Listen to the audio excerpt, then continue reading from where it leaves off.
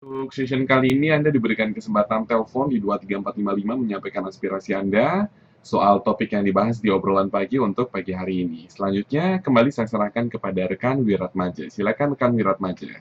Terima kasih rekan Rangga, Mitra 104,6 FM. Kita balik lagi dalam obrolan pagi bersama narasumber kita, Bapak Rektor Universitas Panji Sakti Singaraja, Bapak Dr. Ketut Gunawan, didampingi oleh Wakil Rektor Univas, Bapak Dr. Wayan Ridhan, seputar kiat Universitas Panji Sakti Singaraja menjaring mahasiswa baru tahun ajaran 2016-2017. Untuk sesi ini, rekan Rangga, kita berikan kesempatan kepada pendengar untuk menyampaikan saran, masukan, pendapatnya terkait dengan topik kiat Universitas Panji Sakti Singaraja menjaring mahasiswa baru. Lalu pesawat telepon di 23455. Sekali lagi di 23455. Ya, sambil menunggu penelpon, kita kembali ke obrolan bersama Bapak Rektor Universitas Panji Sakti Singaraja, Bapak Ketut Gunawan. Pak Rektor, tadi udah panjang lebar dijelaskan bahwasanya kiat-kiatnya sudah disampaikan. Salah satunya adalah membuka perkuliahan pagi hari pada para mahasiswa yang masih segar, masih fresh ya Pak Dokter ya. Iya. Nah, kemudian terkait dengan informasi atau isu-isu yang selama ini sempat berkembang, bahwasanya terkait dengan keberadaan keabsahan ijazah, karena belakangan ini kan banyak juga ijazah bodong yang rumor itu ijazah bodong yang muncul di berbagai universitas di Indonesia. Nah, gimana kira-kira kiat dari Universitas Panji Sakti Singaraja untuk katakanlah terhindari dari informasi atau isu-isu semacam itu, Pak Dokter? Iya, sebagaimana isu yang berkembang, memang itu di luar lembaga kita itu banyak terjadi. Untuk mengantisipasi hal itu, kami telah kerjasama dengan Peruri, Pak. Peruri. Jadi Peruri ini akan memberikan kertas ijazah. Kita beli kertas ijazah di situ, sehingga siapapun tidak akan bisa memalsukan kertas itu. Sehingga nanti ijazah mulai tahun ini, ijazah kita tidak lagi menggunakan kertas yang dibeli di pasaran, tapi sudah dikeluarkan oleh pihak perusahaan umum Peruri ini. Nah, itu tidak mudah itu, kami ini kebetulan perwakilannya ada di Surabaya, kami staf kontak dan itu sudah datang dan sampelnya sudah dikirim. Kemarin kami cek itu sudah kira-kira kertasnya sama dengan uang 100 ribuan itu, kurang lebih seperti itu. Sudah ada format itu, tinggal mengisi nama dan juga lulusan, tahun lulusan dan nomor induk mahasiswa. Dan nomor seri jasa berdasarkan informasi dari Kementerian Riset Teknologi dan Pendidikan Tinggi, mulai Agustus tahun 2016 ini nomor seri jasa tidak lagi dikeluarkan oleh PTN atau PTS, tapi dikeluarkan oleh Dirjen Dikti, Direktur Jenderal Pendidikan Tinggi akan mengeluarkan nomor seri jasa. Jadi tidak serampangan. Jadi kalau dulu nomor jasa itu menggunakan nomor seri kode perguruan tinggi masing-masing, yang kode itu memiliki arti sesuai dengan definisi mereka sendiri-sendiri. Ada peluang sekarang sudah dipusat, jadi sudah dipusatkan mulai Agustus. Sehingga yang nanti lulus tahun ini nomornya sudah kita dapatkan dari Dikti. Nah, kalau itu tidak mungkin orang bisa, siapapun tidak bisa memasukkan. Ya, jadi dan itu hanya diberikan kepada mahasiswa yang secara resmi terdaftar di pangkalan data perguruan tinggi. Jadi kalau tidak ada di PDPT, siapapun meminta ke Dirjen nomor seri itu tidak akan dapat.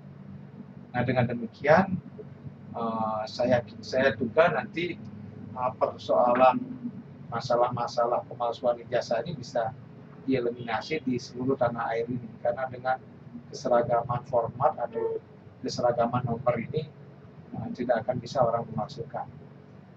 Nah, selain itu juga untuk keabsahan ijazah ini, sejak sekarang kita memperbaiki nama-nama yang terdaftar. Jadi terus terang aja memang sering terjadi kesalahan nama.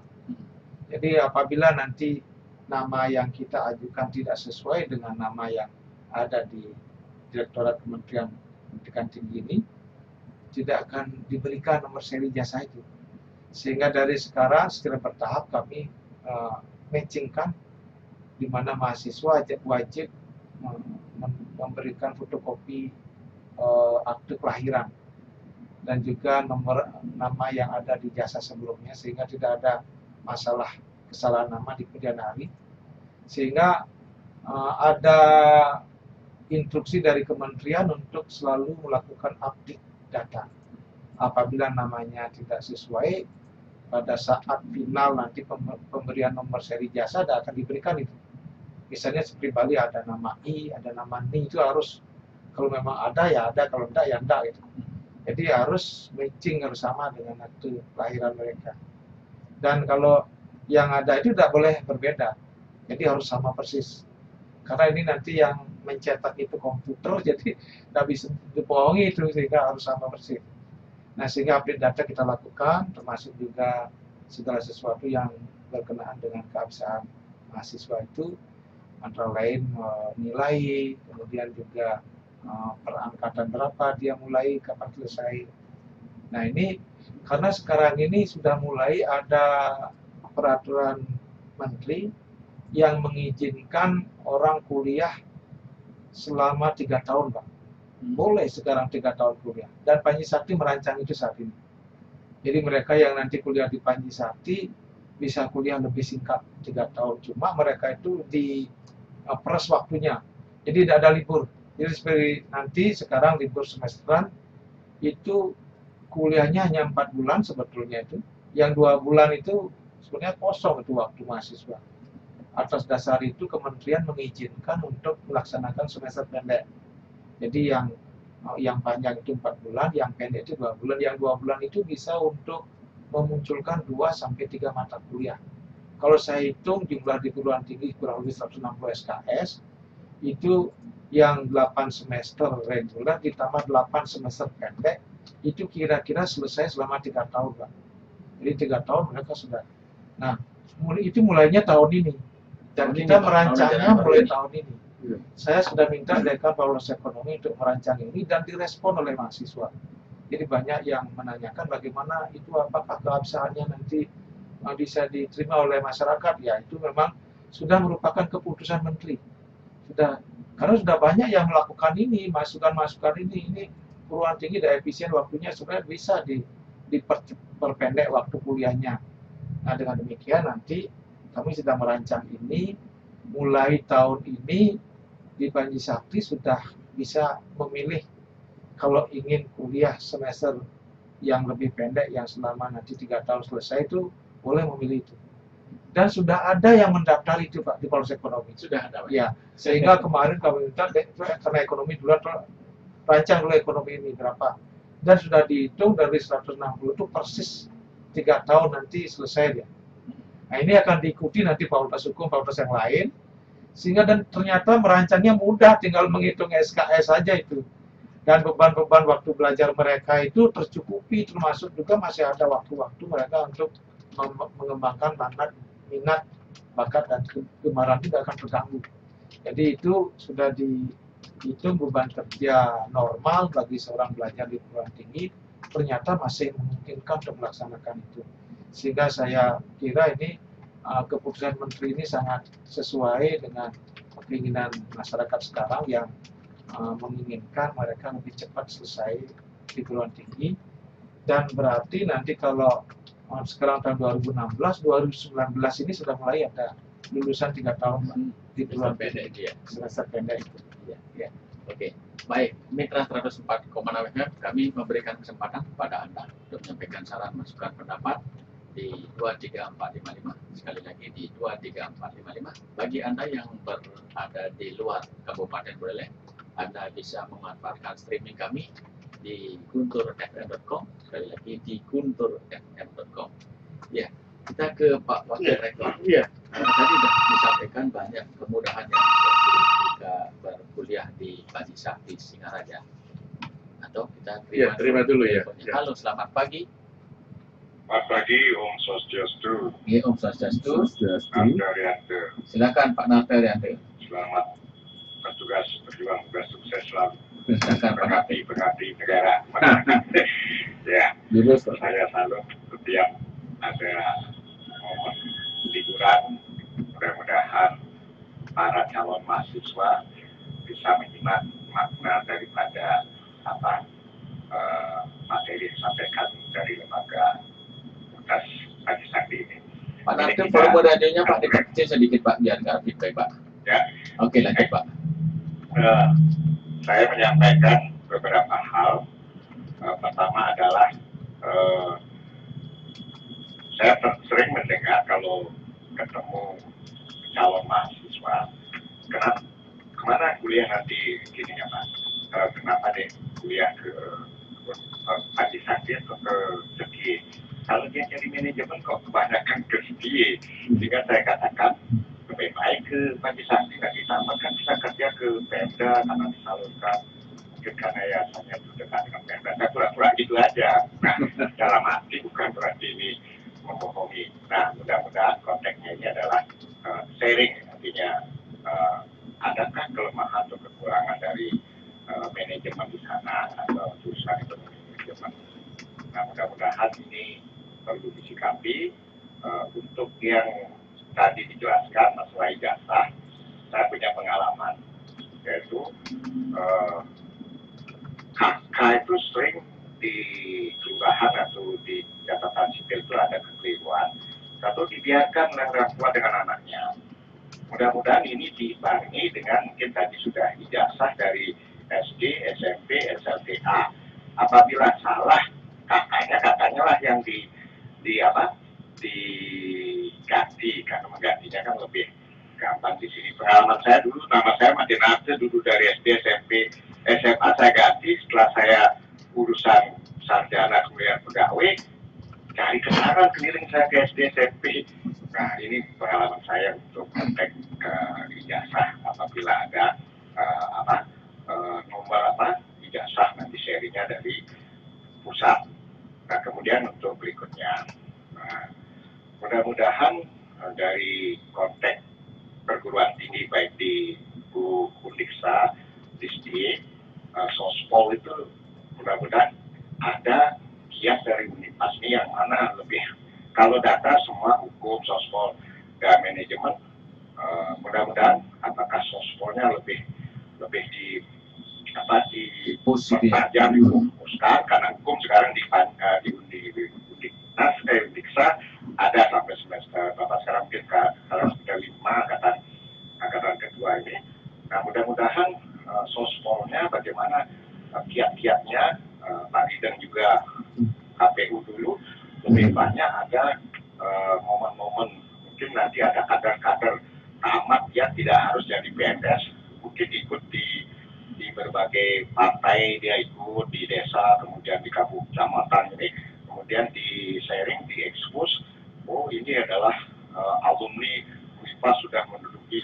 Nah, mungkin akan tertarik untuk ke Sospol, mungkin pahamnya atau hukum, praktiknya mungkin di notaris, kemudian, nah ini mungkin peluang-peluang ini perlu disampaikan sehingga masyarakat lebih mencintai Unipas dalam konteks bukan saja tamat 3 tahun, tapi kualitas, kuantitas dan kualitas.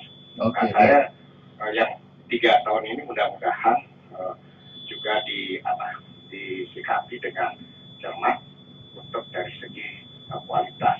Karena sering orang cari kerja, PIP saya di bawah 3, tidak bisa, atau swastanya gede-gede gaji. Nah, ini mungkin perlu disikapi, yang memberi nilai gede itu mudah-mudahan tidak sembarangan, sehingga ini juga menjadi patokan atau penilaian masyarakat. Sekian, semoga sukses. Terima kasih Pak Narti Ariante di Banjartegal. Di belakang Pak Narti Ariante mungkin masih kita berikan kesempatan nanti sekalian diapresiasi oleh narasumber kita, Bapak Rektor dan juga Wakil Rektor Universitas Panji Sakti Singaraja. Halo, selamat pagi. Halo, selamat pagi. Om Swastiastu. Om Swastiastu. Malu-malu saya. Silakan Pak Darwi Asih Bubunan. Iya. Yang nyalami ini Pak Rektor yang Pak Wakil Rektor. Makanya kerja itu Pak. Lanjut. Kalau malu-malu juga kerja Pak. Ada Pak aman. Mengopi gitu. Itu narasumbernya mungkin jangan rame dan nanti dari negara. Oke, lanjut Pak Darwi Asih. Tentang pendidikan itu, ya biarlah yang lama. Yang lama kan Pak Wirat Majid karena alumni. Silakan Pak Darwi Asih. Saya tahu tadi Pak Panji Sakti ini kan harus berjuang sendiri. Menurut sejarah kan, artinya ini, kalau raja-raja dulu itu kan Margokan berkali rajin, gitu. Yang Panji Sakti kan cinta dirajin nih, berjuang oleh berkali rajin. Itu cerita kan, kapolnya selisih oleh Sakti karena terus anak kebetulan Panji Sakti. Nah, sekarang dengan nama Panji Sakti, ini kita kan semua tidak bisa berharap, karena bagaimanapun secara umum Panji Sakti ini sehat.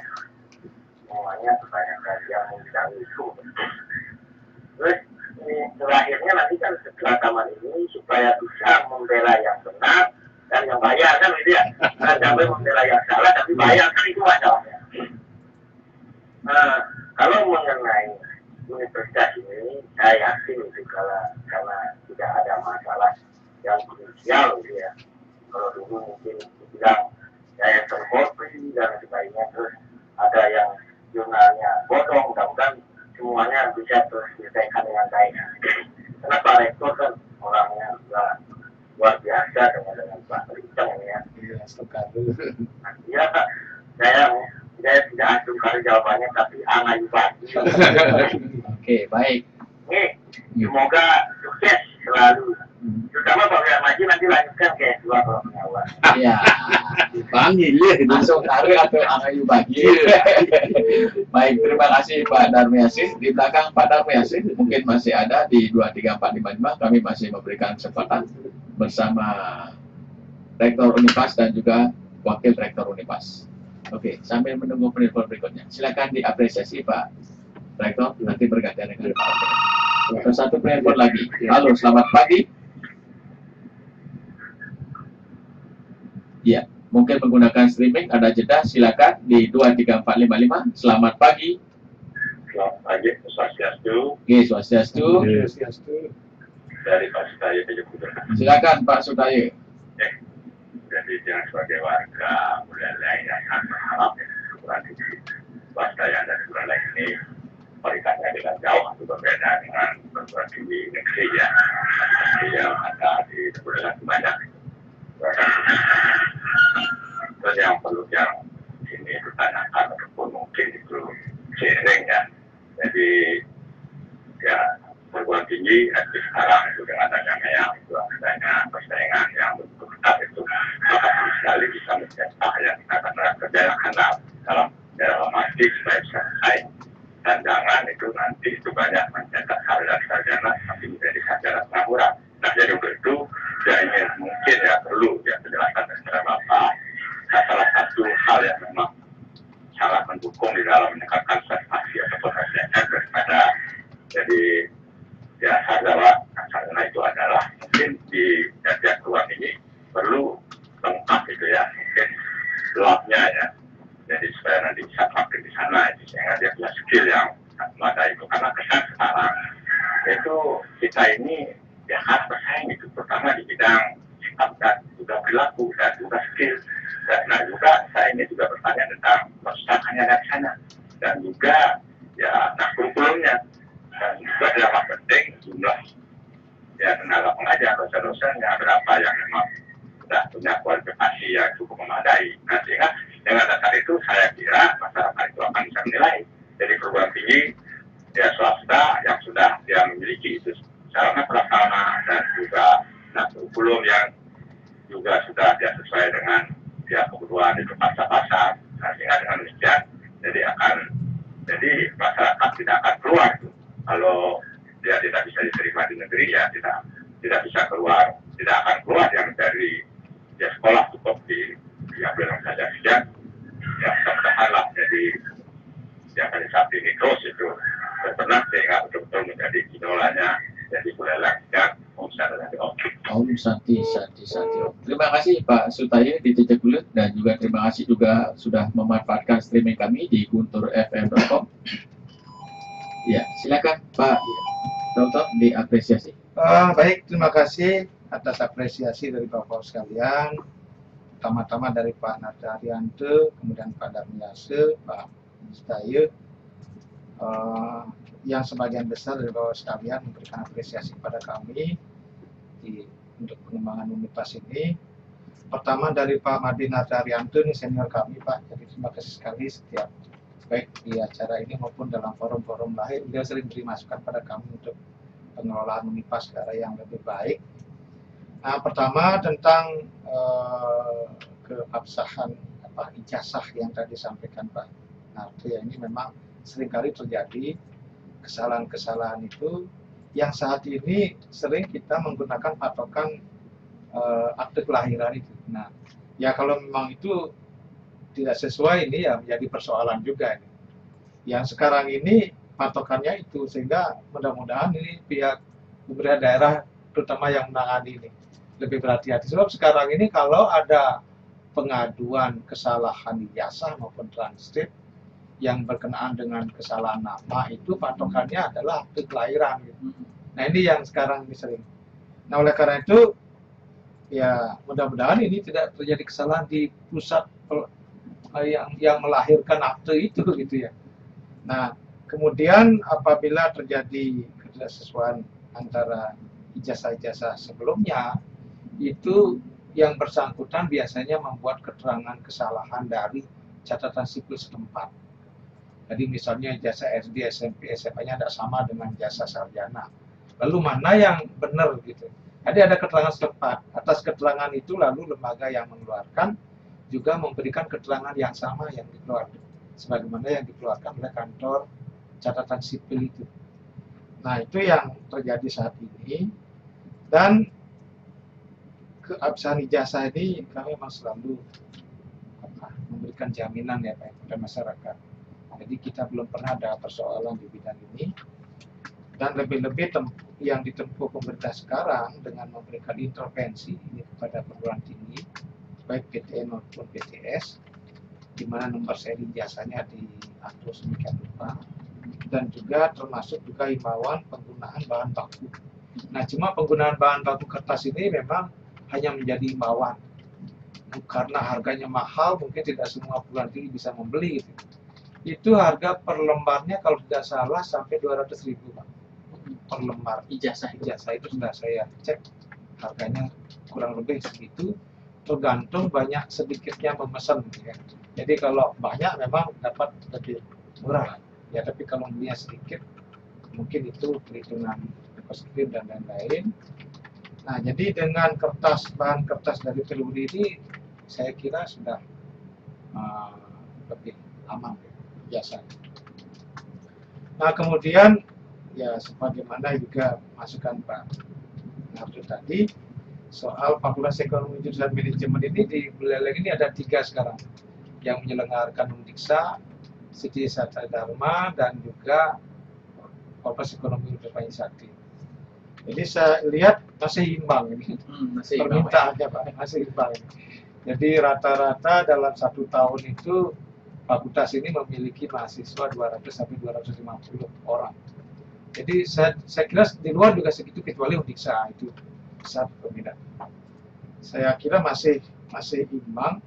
Dan apa yang kita lakukan sekarang ini selain bekerjasama dengan instansi yang pengirim, kita di Panji Sakti ini juga memberikan kesempatan kepada saudara-saudara kita yang tingkat kesehariannya mengalami kesibukan yang amat sangat, misalnya karyawan bank, itu diberi kesempatan untuk memilih waktu pada sore hari, karena dia baru pulang jam 6 sore, jam 5 baru selesai, jam 6 baru siap sekolah, itu ke kampus itu baru jam 6 itu baru mulai perkuliahan.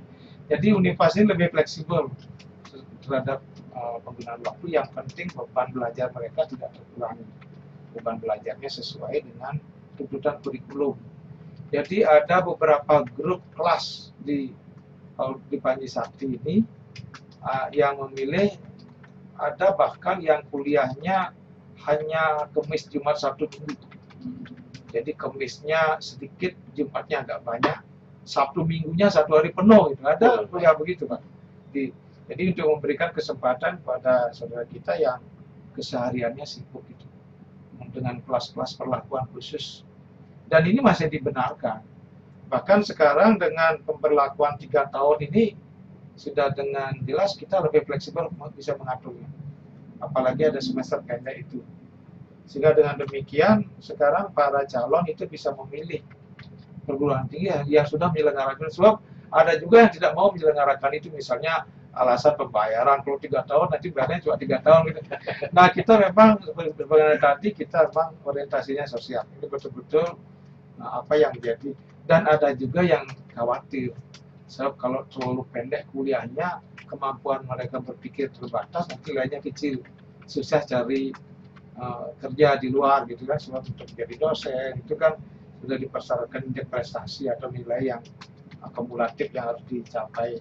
Sehingga biasanya itu kelemahan kuliah-kuliah pendek ini, hasilnya yang tidak optimal, kecuali mereka yang memang sudah brilian gitu, yang memiliki kapasitas berpikir yang lebih tinggi, itu memang bagus hasilnya. Nah, oleh karena itu dengan pola seperti sekarang ini, dengan kuliah 3 tahun atau dengan kuliah 4 tahun, itu mereka bisa memilih 4 tahun, bisa memilih 3 tahun yang nanti prosesnya dilakukan sesuai dengan ketentuan yang berlaku, dan waktunya juga diatur, terutama beban-beban tatap muka terstruktur mandiri itu memang sudah ada formulanya, nggak bisa ditawar-tawar itu proses itu. Sehingga mereka yang memilih pendek akan padat sekali dia waktunya untuk mengerjakan tugas-tugas di rumah itu, tidak ada waktu santai. Nah, ini yang untuk memenuhi apa yang disampaikan Pak Narto tadi. Yang kedua, Pak Darmi Yasir, terima kasih apresiasinya Pak. Jadi inilah yang saya alami di Panji Sakti, sebagaimana tantangan yang dihadapi. Memang untuk maju itu memang tidak mudah Pak ya. Jadi beberapa hal yang sering menjadi kendala kita, dan juga mungkin ada sandungan-sandungan kecil sering terjadi.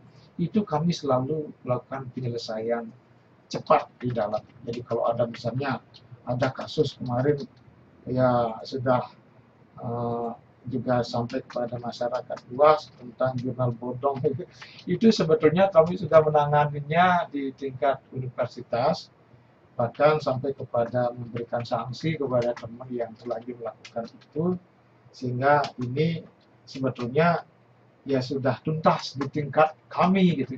Nah, sehingga kalau masih ada persoalan-persoalan dianggap belum, yaitu tergantung dari kacamata personal saja melihat itu. Jadi seluruhnya prosedur itu sudah kita lakukan, penyelesaiannya sudah di tingkat sesuai dengan prosedur ketentuan yang berlaku sudah kita lakukan. Nah, itu Pak Darmi Yasir, terima kasih apresiasinya. Kemudian Pak Sutayo, ya inilah Pak, jadi keberpihakan kita kepada perguruan tinggi yang sama-sama kita menyadarinya, bagaimana kita ke depan sebagai lembaga-lembaga pencetak sumber daya manusia bisa berkiprah lebih banyak Pak. Memang komponen input ini sangat menentukan kualitas hasil Pak ya.